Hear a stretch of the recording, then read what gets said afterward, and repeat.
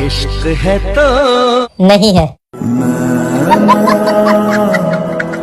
कल रात तुम उस लड़की के साथ क्या कर रहे थे? मैं? कौन सी लड़की? वही जिससे तुम चिपक रहे थे। कहाँ देखा तुमने? सपने में।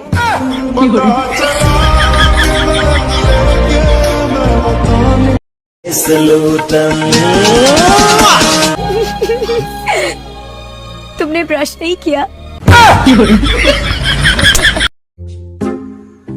कहाँ जा रहे हो?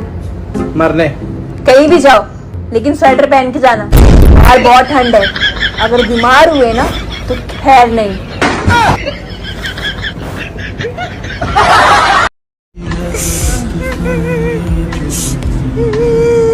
भाई चुप हो जाए यार, क्यों रो रहा है?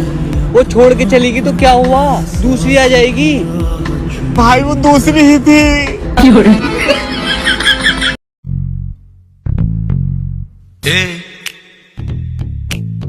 क्या बोलती तू?